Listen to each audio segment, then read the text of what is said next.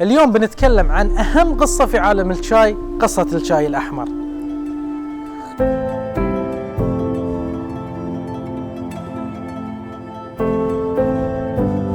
السلام عليكم، حياكم في نادي الشاي البحرين، أكبر مكتبة شاي في الشرق الأوسط وأول محل متخصص للشاي. قصتنا اليوم تبتدي في الصين مرة ثانية، في منطقة فوجو اللي هي المتخصصة في الشاي الأخضر الصيني. جاء جيش في القرن السابع عشر ووقف على حدود فوجو، فاضطر المزارعين أن يخلون الشاي في الشمس أكثر، فجف الشاي أكثر فتأكسد.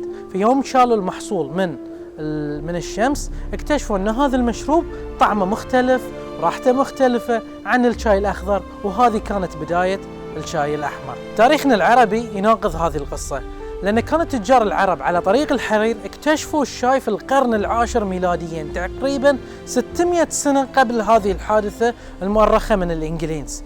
الإنجليز هم اللي نقلوا الشاي حول العالم، وهم اللي عرفوا العالم بهذا الشاي.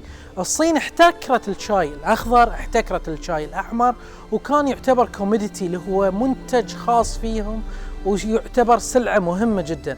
فالإنجليز عشان يكسرون الحصار على الصينيين في الشاي، خذوا الشاي ودوه على ماليزيا، ومن ماليزيا ودوه على سريلانكا والهند، ومن هنا ابتدى الانتشار العالمي حق الشاي. كسر الاحتكار الشاي الصيني كان صعب جدا على الامبراطورية البريطانية، حتى عقب ما خذوا النباتات من الصين كان صعب جدا ان يزرعونه في الهند وسريلانكا، ما حصلوا طريقة ان يقدرون يزرعونها، لين حصلوا نبتة الشاي اللي موجودة في الهند، وهاي حصلوها في وادي آسام.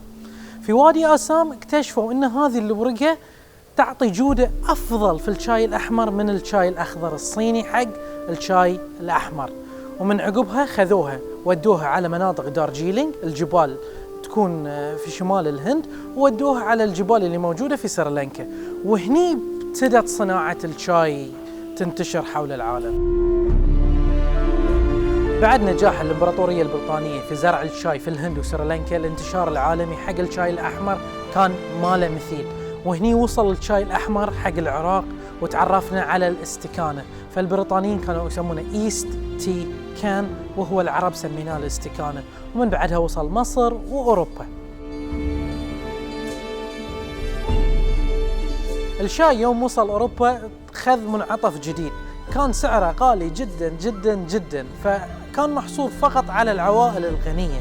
فالعوائل الغنية بدأت تشرب الشاي كبرستيج، إن هي فقط العوائل اللي تقدر تشتري، ومو بأي حد يقدر يشتري. فصار الشاي هو المشروب الأول في الدول الأوروبية والعوائل الحاكمة. مع زيادة الإنتاج العالمي حق الشاي، صار الشاي في متناول الجميع، وهذه كانت آخر شيء الاحتكار اللي كان موجود من الصين ومن بريطانيا حق الشاي. في سنة 1930 دخل الشاي حق أمريكا، وهاي آخر غارة دخل فيها الشاي الأحمر. احنا في بيوتنا العربية تعرفونه، في كل بيت في كل مكان موجود. خلوكم معانا وتابعوا حلقاتنا، وإن شاء الله تعجبكم.